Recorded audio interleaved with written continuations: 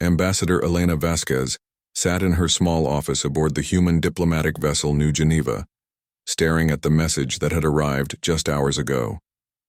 The transmission bore the official seal of the Galactic Council, a symbol that struck fear into most species across the known galaxy.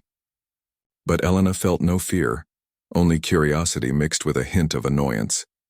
The message was formal and cold, written in the standard diplomatic language that all Council communications used.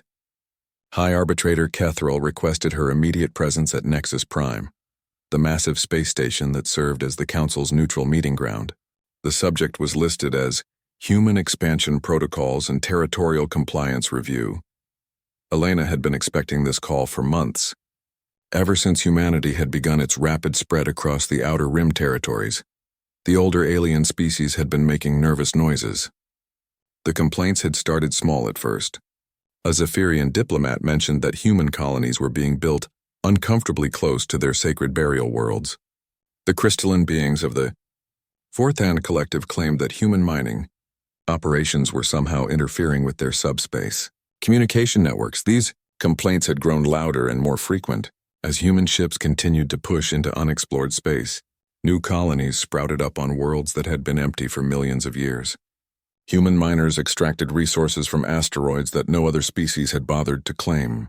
Human explorers mapped star systems that appeared on no alien charts. The other species did not like this. They were used to a galaxy where expansion happened slowly, if at all. Most civilizations had learned to stay within their assigned territories, content with what they had been given by the Council's careful distribution of space and resources. Humans were different. They had joined the galactic community only 50 years ago, after developing faster-than-light travel on their own. Unlike most species, they had not asked for permission to explore. They had not requested guidance from elder civilizations. They had simply begun spreading across the stars as if it was their natural right. Elena read through the message again, noting the careful language. The Council was not making demands yet, but the invitation was not really optional. When the High Arbitrator called, species answered. That was how things worked in this part of the galaxy. She activated the ship's communication system and sent a brief response confirming her attendance. Then she called her small staff together to prepare for what would likely be a very uncomfortable meeting. 3 days later, Elena's ship docked at Nexus Prime. The station was enormous, a ring-shaped structure that could house millions of beings.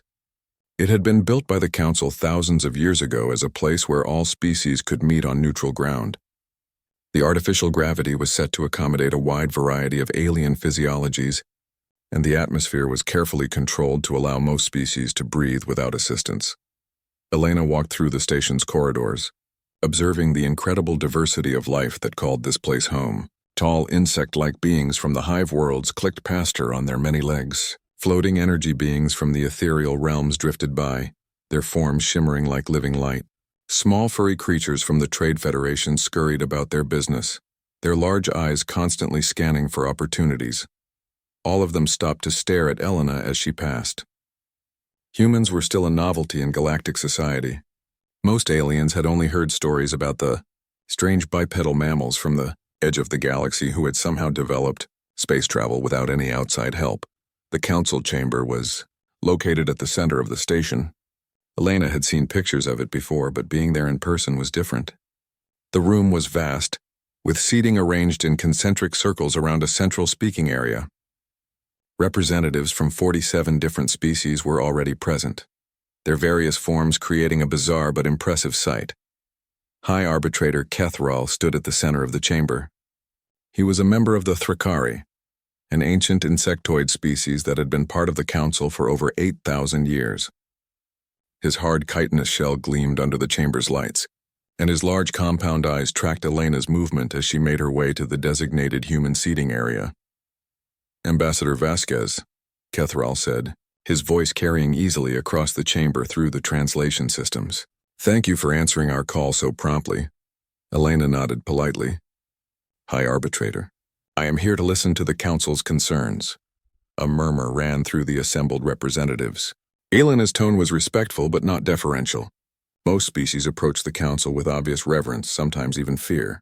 Humans, it seemed, were different in this regard as well. Kethral's mandibles clicked together, a sign of either amusement or irritation. The concerns are significant, Ambassador. Multiple species have brought formal complaints regarding human expansion activities. The Zephyrian representative rose from his seat.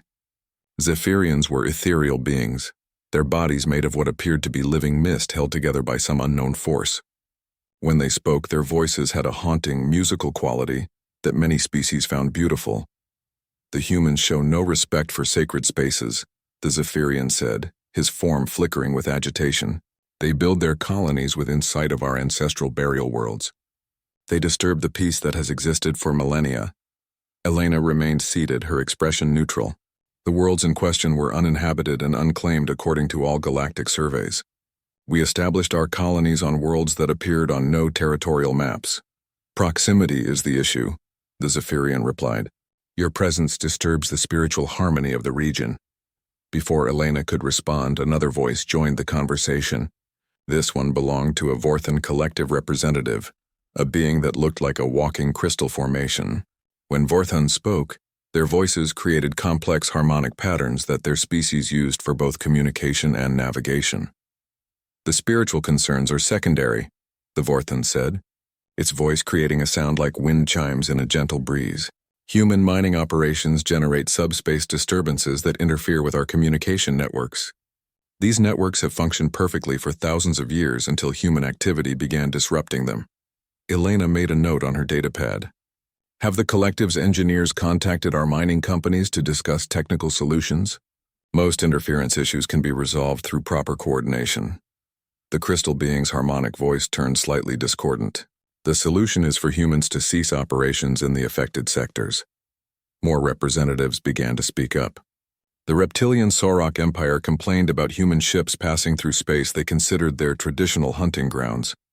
The gaseous beings of the nebula states claimed that human terraforming activities were affecting weather patterns on nearby worlds. Elena listened to each complaint with the same calm attention. She took notes, asked clarifying questions, and maintained a professional demeanor, even as the tone of the accusations grew more heated. Finally, High Arbitrator Kethral called for order. The chamber fell silent as he began to speak. Ambassador Vasquez, the Council has reviewed these complaints and finds them to have merit.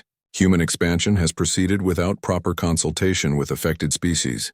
Your colonies have been established without regard for existing territorial agreements or cultural sensitivities. Elena looked up from her datapad. What territorial agreements? The worlds we have colonized were not claimed by any species. Claimed territory and respected territory are different concepts, Kethral explained. For thousands of years, the Council has maintained peace by ensuring that all expansion follows established protocols. New species are guided by elder civilizations to ensure that growth occurs in harmony with existing populations. The High Arbitrator paused, allowing his words to sink in. Around the chamber, representatives from various species nodded in agreement. This was how things worked. This was how peace was maintained. Therefore, Kethral continued, the Council has prepared a guidance protocol for humanity. This protocol will place human expansion under the oversight of a committee composed of elder species. All future colonization efforts must be approved by this committee. All existing colonies in disputed areas must be relocated or abandoned. This guidance period will last for 3 centuries, after which humanity's expansion rights will be reviewed. Elena closed her datapad and looked around the chamber.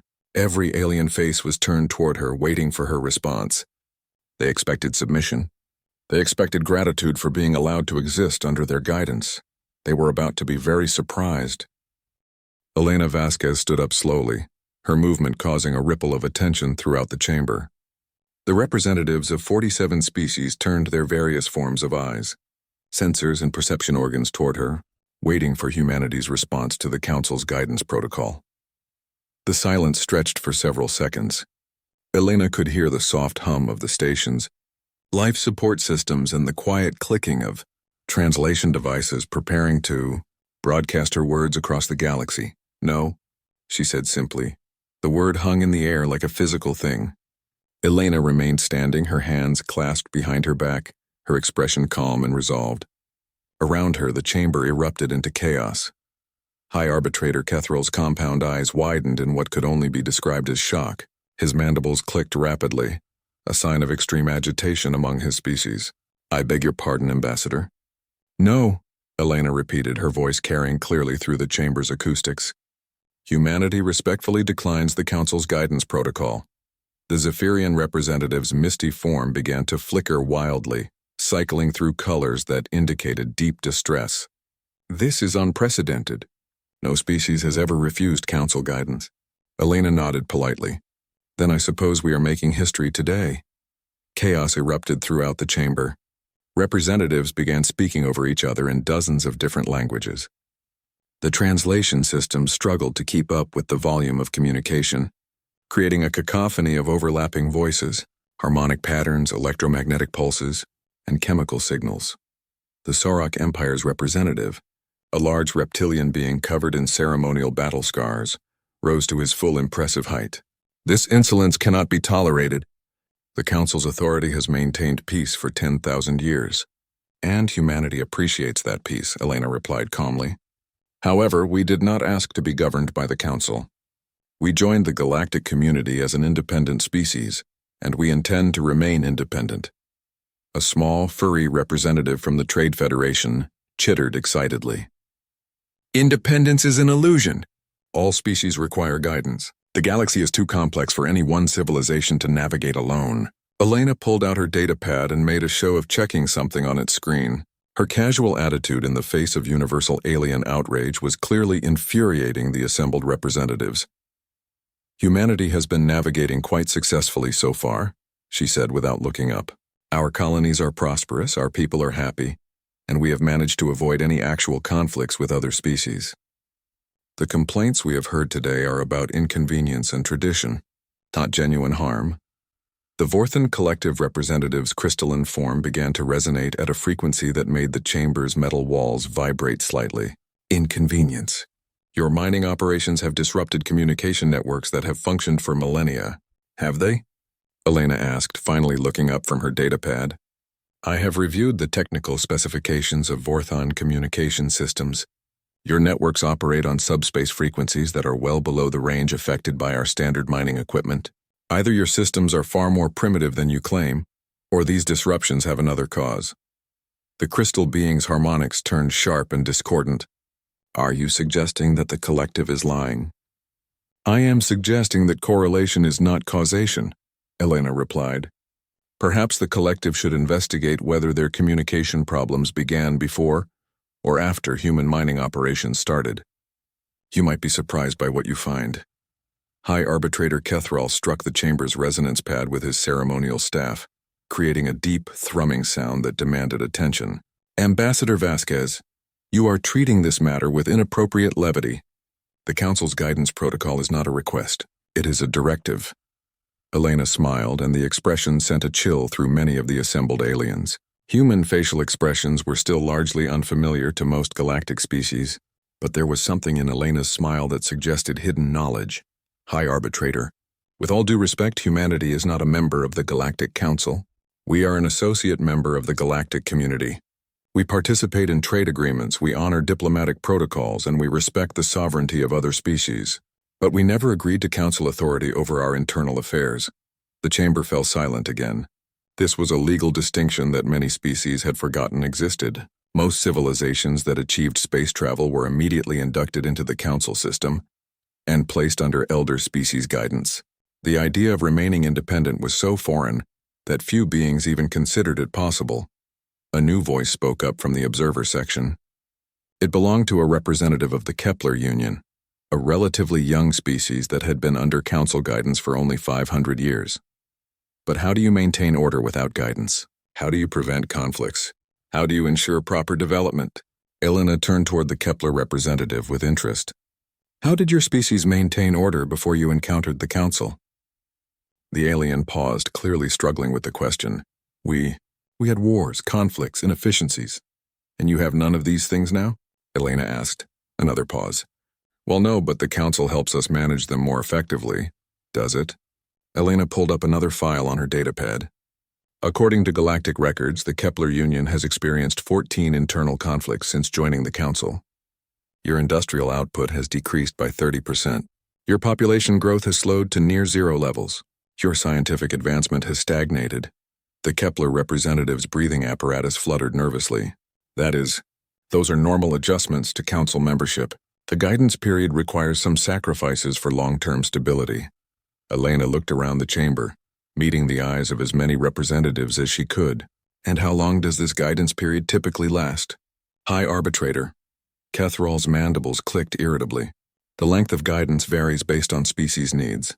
Some require only a few centuries, others benefit from longer periods of oversight. I see, Elena said. And how many species have successfully graduated from guidance status to full independence? The silence that followed was deafening. Elena waited patiently for an answer, her expression expectant but not surprised. Finally, an ancient being from the ethereal consortium spoke. The ethereals were among the oldest species in the galaxy, their energy-based forms having existed for hundreds of thousands of years. Graduate status is not the goal, the ethereal said, its voice like distant thunder. Harmony is the goal. Stability is the goal. Peace is the goal. Whose peace? Elena asked quietly. Whose stability? Whose harmony? The question hung in the air like an accusation. Around the chamber, representatives began to shift uncomfortably. Some species that had been under council guidance for thousands of years began to exchange glances with each other.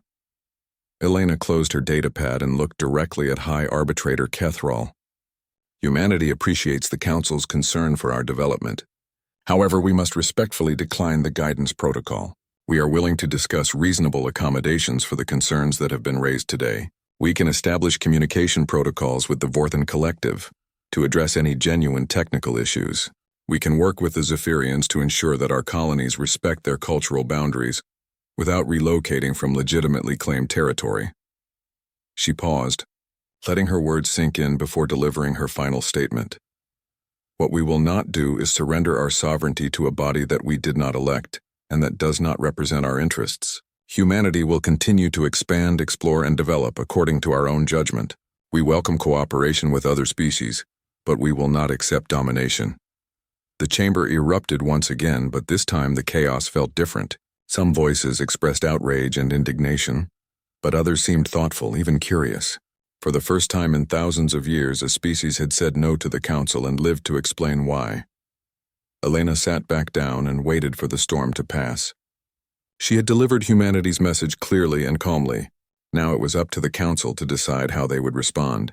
She suspected that decision would not be an easy one. The council session was officially suspended after Elena's refusal, but the real work began immediately afterward. Within hours of the chamber clearing, emergency meetings started forming throughout Nexus Prime. Representatives huddled in private conference rooms, their voices hushed but their body language animated with urgency and anger.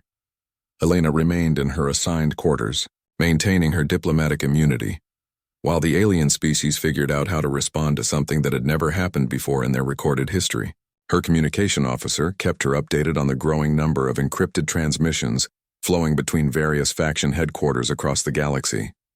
"Ma'am," Lieutenant Chen reported, his young face serious as he reviewed the latest intelligence. "We're seeing alliance formations that don't make any sense according to standard galactic politics." Elena nodded, reviewing the same data on her personal tablet. Species that had been enemies for centuries were suddenly finding common ground in their shared outrage over humanity's defiance. The militaristic Sarok Empire was coordinating with the pacifist Harmony Seekers. The territorial Zephyrians were working alongside the nomadic Void Wanderers. "Fear makes strange bedfellows," Elena observed. "They're more afraid of what we represent than they are angry at each other." The first formal response came from the Sarok Empire. General Thask, their primary military commander, requested a private meeting with Elena. She agreed, curious to see what the most aggressive species in the council would offer. General Thask was an impressive specimen, even by Sarok standards. Nearly 3 meters tall, covered in thick scales that bore the scars of countless battles, he represented everything that made his species feared throughout the galaxy. He entered Elena's quarters with 2 guards, their claws clicking against the metal floor. "Ambassador," Thask said, his voice a low rumble that seemed to vibrate through the walls. "My empire wishes to speak plainly with you." "I appreciate directness, General," Elena replied, gesturing for him to sit. The specially reinforced chair groaned under his weight. "Good. Thask said, leaning forward. Then I will tell you that your species has made a grave error. The Council maintains order through strength. That strength comes from unity. Your refusal threatens that unity. Elena poured herself a cup of coffee from the small preparation unit in her quarters. The familiar earth beverage helped her stay calm during difficult negotiations. How so, General? Humanity has not threatened any other species. We have not declared war or seized territory belonging to others. You have done something worse, Thask growled. You have given other species ideas. The comment was more revealing than Elena expected. She set down her cup and studied the massive alien across from her. What kind of ideas? Thask's eyes narrowed. Ideas about independence, about refusing guidance, about making their own decisions. He paused, his claws scraping against the table surface. There are already rumblings among the younger species. Some are asking why they need council permission to explore empty star systems. Others are questioning why their resource quotas are set by beings they never elected. Elena kept her expression neutral, but internally she felt a spark of satisfaction.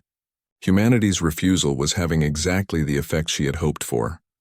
I see, she said carefully. And the Sauroch Empire finds this concerning. The Empire finds chaos concerning, Thask replied. Order requires hierarchy. Hierarchy requires acceptance of authority.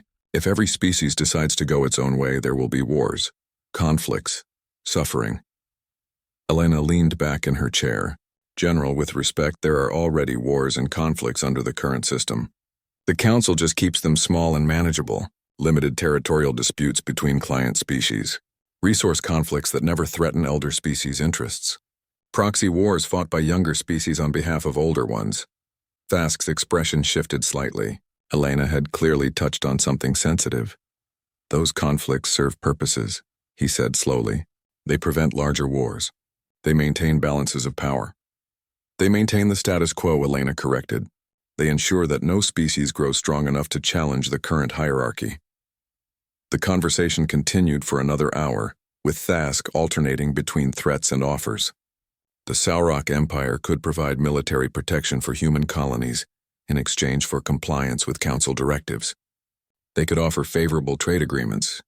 They could even guarantee humanity a permanent seat on the Council's junior advisory board. Elena listened politely to each offer, then declined just as politely. When Thask finally left, his frustration was obvious despite his species' typically stoic demeanor. The next visitor was completely different. Ambassador Lyral of the Ethereal Consortium arrived alone, her energy-based form shifting through various colors as she spoke. The Ethereals were among the oldest and most politically sophisticated species in the galaxy. Humanity is playing a dangerous game, Lyral said without preamble. You are gambling with forces you do not understand. Elena poured another cup of coffee. What forces would those be, Ambassador? Lyral's form pulsed with soft blue light. The Council system exists because the alternative is chaos. Without central coordination, species expand until they collide. Without guidance, civilizations develop weapons they cannot control. Without oversight, trade networks collapse and entire sectors fall into darkness. Has humanity done any of these things? Elena asked. Not yet, Lyral admitted. But you are young, impulsive. You do not see the long-term consequences of your actions. Elena smiled. What we see is a system that has created a stagnant galaxy. 10,000 years of peace and stability, and what do you have to show for it? No major scientific breakthroughs, no significant exploration beyond the established territories, no cultural or artistic renaissance, just the same civilizations doing the same things in the same ways for centuries at a time. Lyral's color shifted to deeper shades. Stability has value. Progress without wisdom leads to destruction. And wisdom without progress leads to death, Elena countered. Just slower death. After Lyral left, Elena received a steady stream of visitors. The Trade Federation offered economic incentives. The Hive World suggested biological enhancements that would make humans more compatible with galactic society. The Harmony Seekers proposed meditation techniques that would help humanity find inner peace and accept their place in the cosmic order. Each offer was politely declined. Each threat was calmly dismissed. Elena maintained her pleasant demeanor while making it clear that humanity's position would not change. But as the days passed, something interesting began to happen. The unified front that the Council species had initially presented started to develop cracks. Lieutenant Chen brought Elena reports of heated arguments between council representatives. The Zephyrians and Vorthons were in open disagreement about territorial boundaries that had been settled for centuries.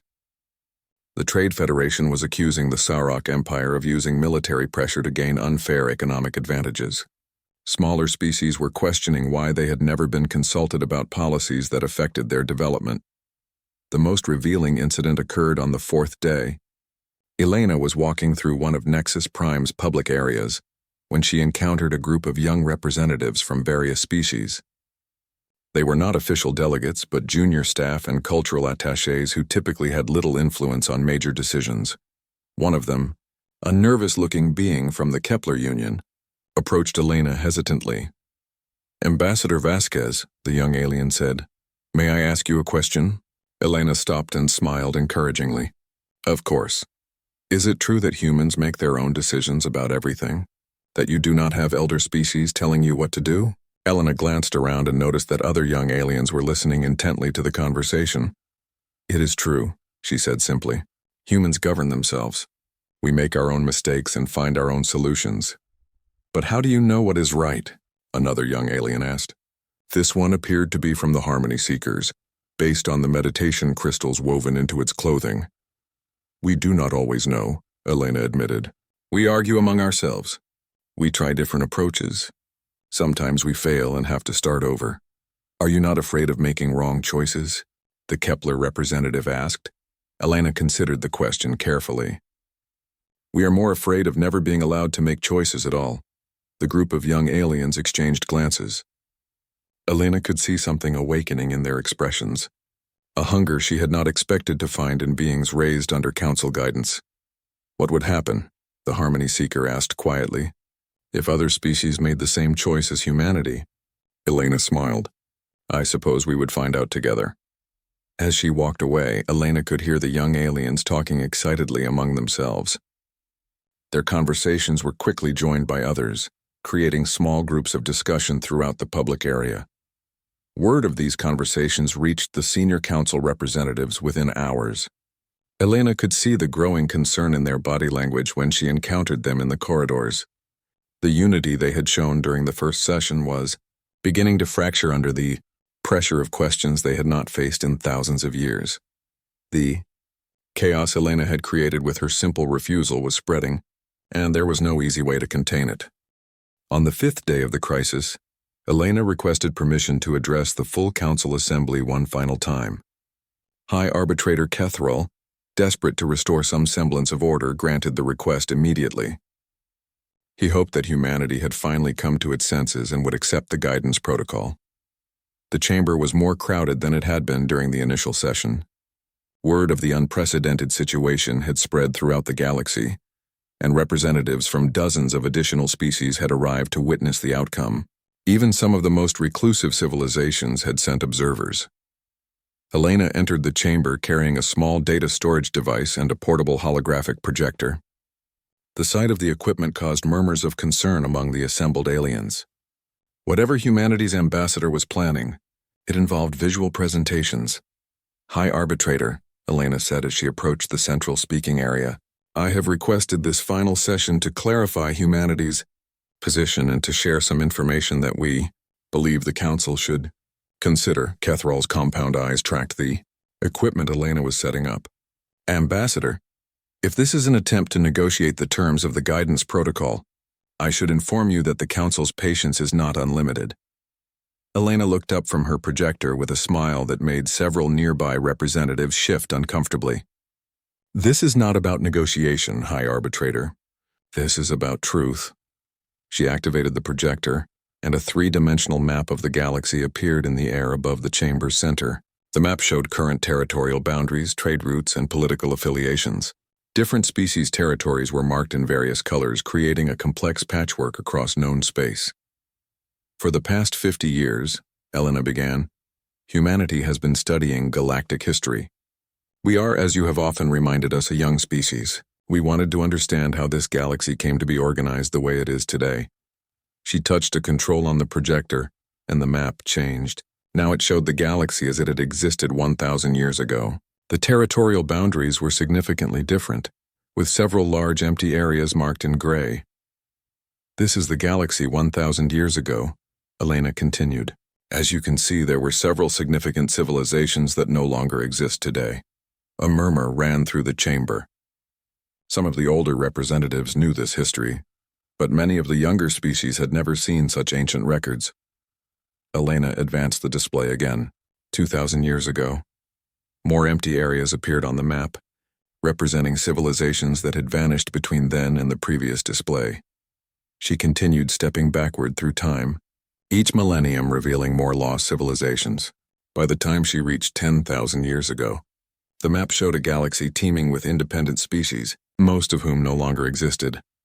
"This is fascinating historical data," High Arbitrator Kethrel said, his mandibles clicking impatiently, "but I fail to see its relevance to the current situation."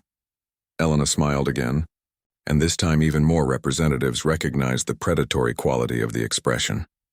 "The relevance, High Arbitrator, is in what happened to all these missing civilizations." She touched another control, and the display changed to show a detailed analysis of one particular species.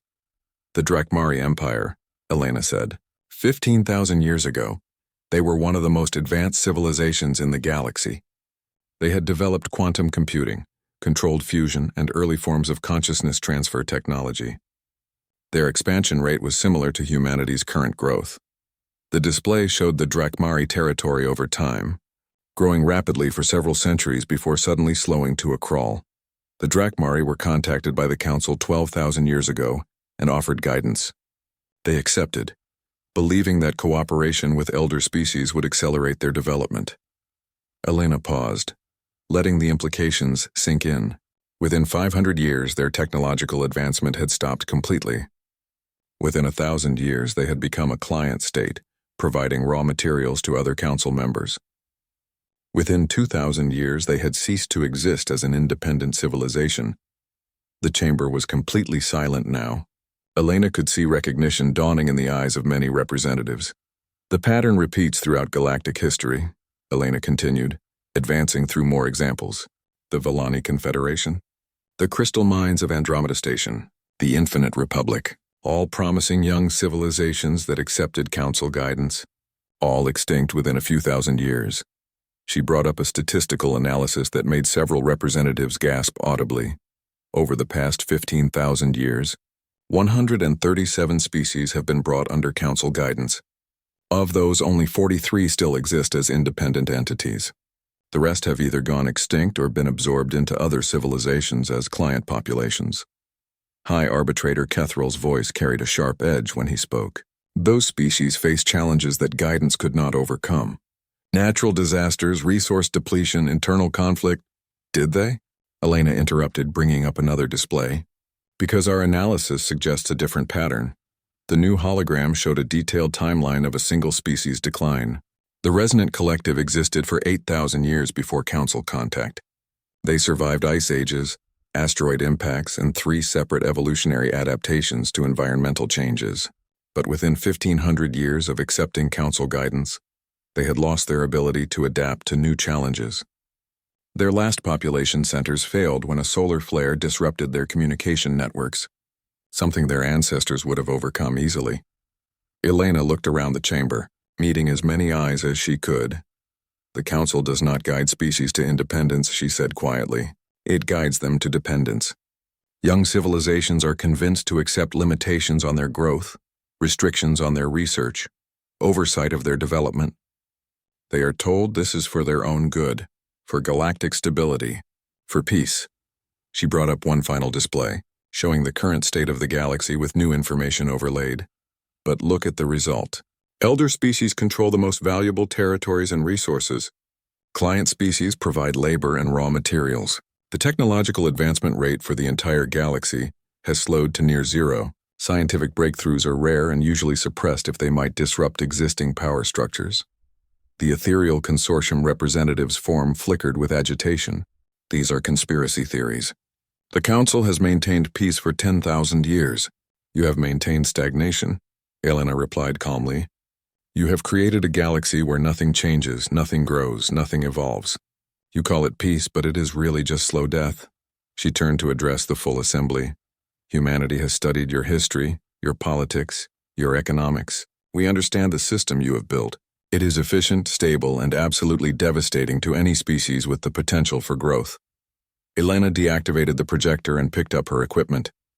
That is why we refuse your guidance, not out of arrogance or ignorance, but out of a desire to survive as a free and growing civilization. We have seen what happens to species that accept your help, and we choose a different path. The chamber erupted into chaos. Representatives shouted accusations, denials, and demands for explanations. Some species began arguing among themselves about their own histories. Others demanded access to the human data to verify the claims. But Elena also noticed something else. In the observer sections, representatives from younger species were watching with expressions of dawning realization. The junior staff and cultural attachés she had spoken with earlier were whispering urgently to their superiors. High Arbitrator Kethral struck his resonant staff repeatedly, trying to restore order. When the noise finally died down, his voice carried a tone Elena had not heard before. Uncertainty. Ambassador Vasquez, he said slowly, these accusations are serious. If you have evidence of council impropriety, it should be presented through proper channels for investigation. Elena shook her head. High Arbitrator, there is no impropriety. The system works exactly as designed. Young species are guided into sustainable, stable roles within the galactic community. The fact that this guidance inevitably leads to stagnation and eventual extinction is not a bug in the system. It is a feature. She headed toward the chamber exit, then turned back for one final statement. Humanity chooses a different future. We choose the uncertainty of freedom over the certainty of decline. We choose the risk of failure over the guarantee of irrelevance. As Elena left the chamber, the chaos behind her reached new levels. For the first time in 10,000 years, the fundamental assumptions of galactic civilization were being questioned openly, and the questions were spreading faster than anyone could control. The aftermath of Elena's presentation transformed Nexus Prime into a battleground of ideas and accusations. Within hours of her revelation, the carefully maintained order of galactic civilization began to crumble. Representatives who had worked together for centuries found themselves on opposite sides of arguments they had never imagined having. The Kepler Union delegation was among the first to act. Their senior representative, Ambassador Erix, approached the Zephyrian delegates with a question that would have been unthinkable a week earlier. "Show us the original agreement," Erix demanded, his breathing apparatus fluttering with nervous energy. "Show us the document where the Kepler Union requested council guidance." The Zephyrian representative's misty form flickered with annoyance. "The agreement was made centuries ago. The details are not relevant to current circumstances."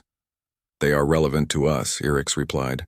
"We want to see exactly what our ancestors agreed to and what we agreed to inherit."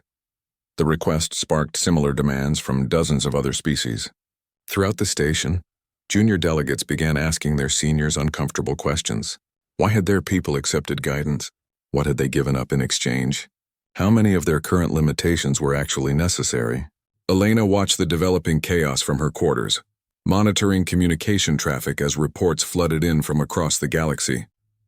The rebellion was spreading far beyond Nexus Prime. On worlds throughout Council space, populations were beginning to ask questions about their own circumstances. The Harmony Seekers were experiencing internal conflicts for the first time in their recorded history. Some members wanted to maintain their traditional acceptance of Council guidance, while others were questioning whether true harmony could exist without freedom of choice. The Trade Federation was facing strikes as member species demanded the right to negotiate their own commercial agreements instead of working through Council-approved intermediaries. Even the mighty Sauroch Empire was experiencing unrest. Younger military commanders were asking why they needed Council permission to explore uncharted territories, when their ships and soldiers were perfectly capable of handling whatever they might encounter. On the third day after Elena's presentation, High Arbitrator Kethral called for an emergency session. The chamber was packed beyond capacity, with representatives standing in the aisles and observers crowding every available space. "The situation has become untenable," Kethral announced, his voice amplified to reach every corner of the vast room. "Wild accusations and unfounded conspiracy theories are threatening the stability that has protected this galaxy for millennia. Elena entered the chamber to find herself facing a very different audience than she had encountered a week earlier. Many of the representatives looked at her with expressions ranging from curiosity to open hostility, but others watched her with something approaching hope. Ambassador Vasquez, Catherall continued, your species has created a crisis that threatens the peace and prosperity of billions of beings. The Council is prepared to offer humanity one final opportunity to accept guidance and help restore order to this situation. Elena walked to the central speaking area, noting how the other representatives reacted to her presence. Some moved away from her as if she carried a dangerous disease.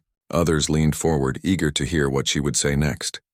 High Arbitrator, Elena said, her voice carrying clearly through the chamber. Humanity appreciates the Council's ongoing concern for our development. However, our position has not changed. We will not accept guidance that limits our freedom to grow and explore. Then you choose chaos over order? Catherall demanded. Elena smiled. We choose freedom over stagnation. But we do not choose chaos. She activated a new holographic display, this one showing a different kind of map. Instead of territorial boundaries, it displayed trade routes, communication networks, and resource flows. Humanity proposes a new model for galactic civilization, Elena announced. Instead of a hierarchical system where elder species guide younger ones, we suggest a cooperative network where all species participate as equals. The display showed how such a system might work. Independent species would maintain full sovereignty over their territories and internal affairs. They would participate in voluntary trade agreements, research partnerships, and mutual defense pacts based on shared interest rather than council directives. Species would be free to grow, explore, and develop according to their own judgment, Elena continued. They would also be free to make mistakes and learn from them. Technology and knowledge would be shared through voluntary exchange rather than controlled distribution. The reaction to this proposal was immediate and explosive. Elder species representatives shouted about the dangers of unrestricted development. Younger species delegates began talking excitedly about the possibilities of true independence. Through the chaos, Elena heard a new voice. Ambassador Erix of the Kepler Union had stood up and was speaking loudly enough to be heard over the general tumult. The Kepler Union formally withdraws from Council guidance, Erix announced. We claim the right to govern ourselves as a free and independent species. The declaration sent shockwaves through the chamber. Other voices began joining in. The Harmony Seekers split into two factions, with roughly half declaring independence. Several of the smaller Trade Federation members announced their intention to negotiate their own commercial agreements. High Arbitrator. Catherall's mandibles clicked frantically as he tried to restore order. This is madness. Without guidance, these species will destroy themselves within generations. Perhaps, Elena said calmly. Or perhaps they will grow beyond anything the current system allows. The only way to find out is to let them try. The session dissolved into competing declarations and counter-declarations. Some species reaffirmed their loyalty to the Council system. Others proclaimed their independence. A few suggested forming new alliances. Based on the human cooperative model, General Thask of the Sauroch Empire rose to his impressive height and glared at Elena. Humanity will be held responsible for this chaos, he growled. The Empire will not forget this disruption. Elena met his gaze without flinching. General, if the Sauroch Empire chooses to respond to galactic change with violence, they will find that humanity is not defenseless. We have spent 50 years preparing for the possibility that our independence might be challenged. The implied threat hung in the air like a physical presence. Several representatives suddenly remembered that humanity had developed space travel without assistance, suggesting they might have developed other technologies as well. Over the following days, the galactic community fractured along lines that had been invisible for thousands of years. Elder species that had maintained power through the Council system found themselves facing rebellions from former client states. Younger species began forming their own alliances, often based on shared desire for independence rather than traditional political or cultural ties. The Ethereal Consortium attempted to maintain their influence by offering modified guidance, agreements with greater autonomy for member species. Some civilizations accepted these compromises, but others rejected any form of external oversight. Elena watched these developments with satisfaction. Humanity had not set out to destroy the Galactic Council, but they had refused to be absorbed by it. In doing so, They had accidentally sparked a revolution that would reshape interstellar civilization. The final council session was held 2 weeks after Elena's initial refusal. Only about half of the original member species attended, and many of those were there to formally announce their withdrawal from the system. High Arbitrator Kethril looked older and more fragile than Elena had ever seen him. "Ambassador Vasquez," he said quietly, "what have you done?" Elena considered the question carefully. Around the chamber, she could see the faces of beings whose entire worldview had been shattered in a matter of days. Some looked angry, others frightened, but many looked hopeful for the first time in centuries. "We have given the galaxy a choice," she said finally. "For 10,000 years, civilizations have been guided into predetermined roles. Now they can choose their own paths." "And if they choose poorly?" Kethril asked. Elena smiled. "Then they will learn from their mistakes and choose better next time." That is how species grow. As Elena prepared to leave Nexus Prime, she received a final visitor. It was one of the young aliens she had spoken with during the crisis, the nervous representative from the Kepler Union. "Ambassador," the young being said, "my people are grateful for what humanity has done, but we are also afraid. We have never governed ourselves completely. What if we fail?" Elena put a gentle hand on the alien's shoulder. "Then you will fail as free beings making your own choices. That is infinitely better than succeeding as slaves following someone else's plan." 3 months later, Elena stood on the observation deck of a human exploration vessel as it prepared to depart for uncharted space. Behind them, a small fleet of ships from a dozen different species followed in formation. The Kepler Union had sent scientific vessels. The breakaway Harmony Seekers had contributed philosophical advisors. Even some former Sauroch military units had joined the expedition, seeking adventure in unknown regions. The galaxy had not become peaceful. If anything, it was more chaotic than it had been under Council rule.